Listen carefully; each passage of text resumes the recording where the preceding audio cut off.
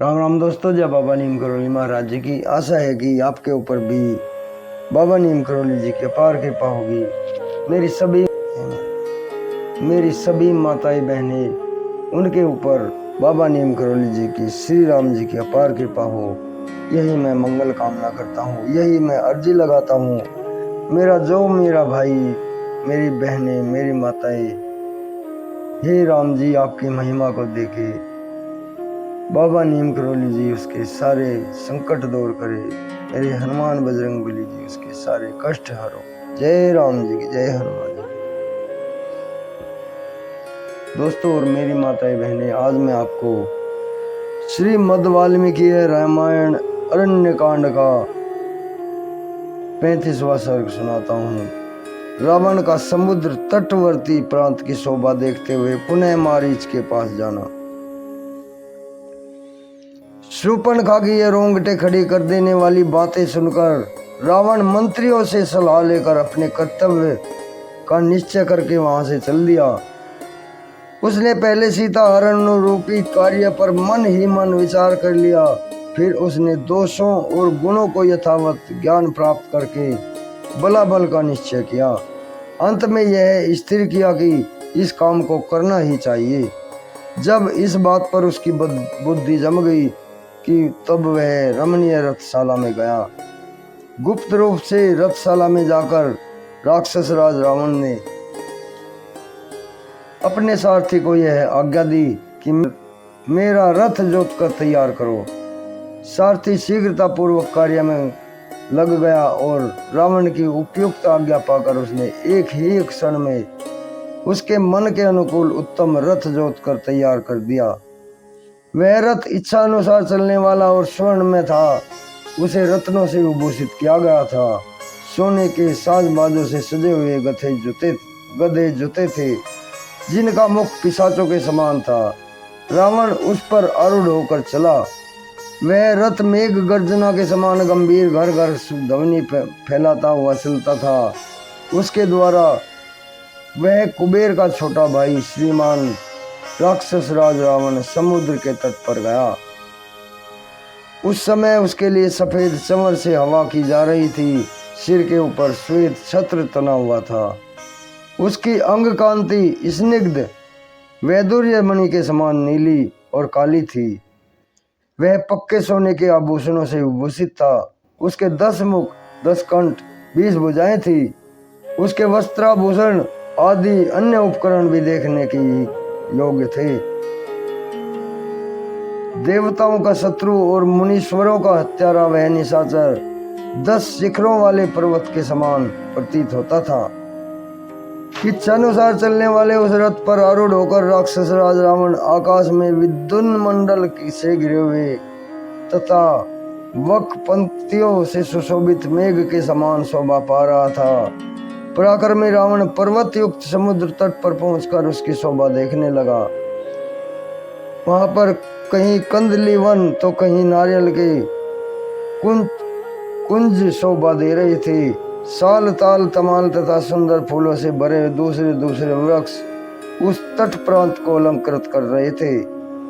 अत्यंत नियमित आहार करने वाले बड़े बड़े महर्षियों, नागों, सुपर्णों, गंधर्वों और सहस्रों किन्नरों से भी उस स्थान की शोभा बढ़ रही थी।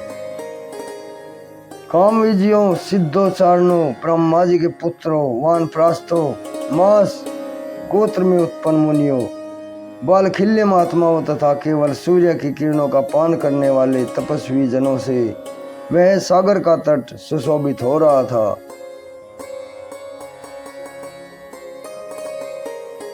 दिव्य आभूषणों और पुष्पमालाओं को धारण करने वाली तथा क्रीड़ा विहार की विधि को जानने वाली सहस्रों दिव्य रूपी अप्सराएं वहां सब ओर विचर रही थी। कितनी ही शोभाशालिनी देवांगनाएं उस सिंधु तट का सेवन करती हुई आसपास बैठी थी। देवताओं और दानवों के समूह तथा अमृत भोजी देवगण वहां विचर रहे थे।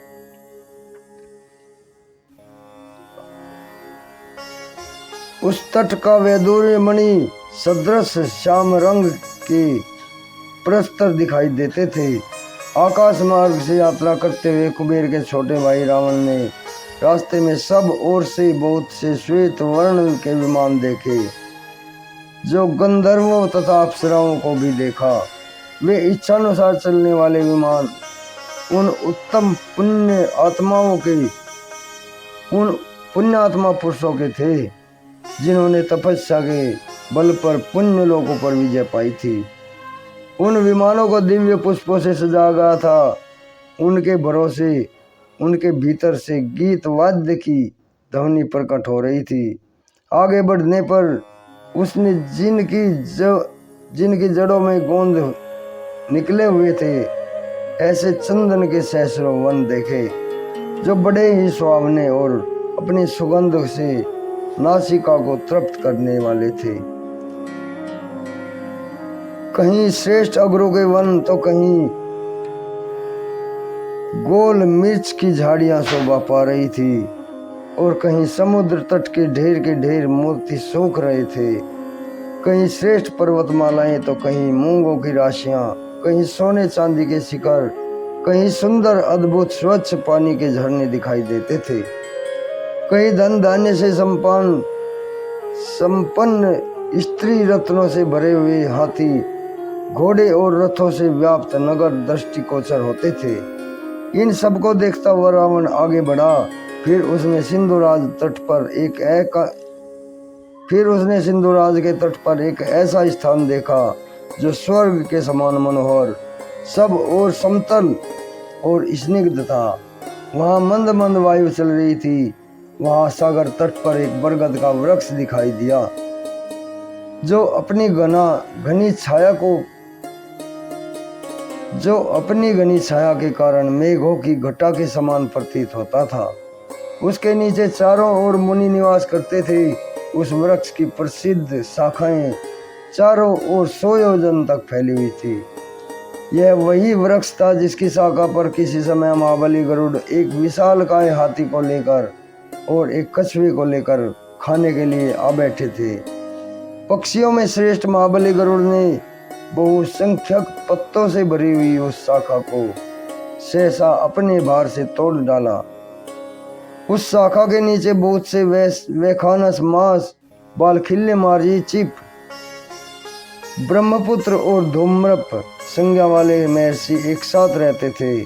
उन पर दया करके उनके जीवन की रक्षा करने के लिए पक्षियों में श्रेष्ठ धर्मात्मा गरुड़ ने उस टूटी हुई 100 योजन लंबी शाखा को और उन दोनों हाथी और कछुए को भी वेग पूर्वक एक ही पंजे से पकड़ लिया तथा आकाश में ही उन दोनों जंतुओं को मांस खाकर फेंकी हुई उस डाली के द्वारा निषाद देश का संहार कर डाला। उस समय पूर्वोक्त महामुनियों को मृत्यु के संकट से बचा लेने से गरुड़ को अनुपम हर्ष प्राप्त हुआ। उस महान हर्ष से बुद्धिमान गरुड़ का पराक्रम दूना हो गया और उन्होंने अमृत ले आने के लिए पक्का निश्चय कर लिया। तत्पश्चात इंद्रलोक में जाकर उन्होंने इंद्र भवन की उन जालियों को तोड़ डाला जो लोहे की सींचों से बनी हुई थी। फिर रत्न निर्मित श्रेष्ठ भवन को नष्ट भ्रष्ट करके वहां छिपा कर रखे हुए अमृत को वे महेंद्र भवन से हर ले आए। गरुड़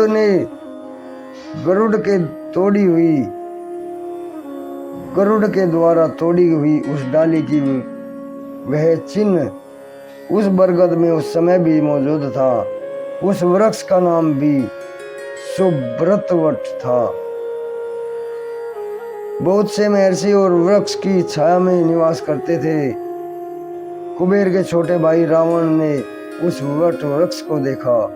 नदियों के स्वामी समुद्र के दूसरे तट पर जाकर एक रमणीय वन के भीतर पवित्र एवं एकांत स्थान में एक आश्रम पर पहुंचे। वहां शरीर में काला मर्ग चर्म और सिर पर जटाओं के समूह धारण किए नियमित आहार करते हुए मारीच नामक का राक्षस निवास करता था। रावण वहां जाकर उससे मिला। मिलने पर राक्षस मारीच ने सब प्रकार से अलौकिक कामनीय पदार्थ अर्पित करके राजा रावण की विधि पूर्वक आतिथ्य सत्कार किया। अन्न और जल का अन्न और जल से स्वयं उसका पूर्ण सत्कार करके मारीच ने प्रयोजन की बातें पूछते हुए उससे इस प्रकार कहा, राजन, तुम्हारी लंका में कुशल तो है? राक्षस राज, तुम किस काम से इतनी जल्दी पुनः यहाँ पर आए हो? मारीच के इस प्रकार पूछने पर बातचीत करने में कुशल महातेजस्वी रावण ने उससे इस प्रकार कहा। इस प्रकार श्री वाल्मीकि निमित्त आज रामायण आदि काव्य के अरण्य कांड में 35वां सर्ग पूर्ण हुआ। जय श्री राम। राम दोस्तों और मेरी माताएं बहनें, ये 35वां सर्ग पूर्ण हुआ है। कल मैं आपको इसका 36वां सर्ग सुनाऊंगा। रावण का मारीच से श्री राम के लिए,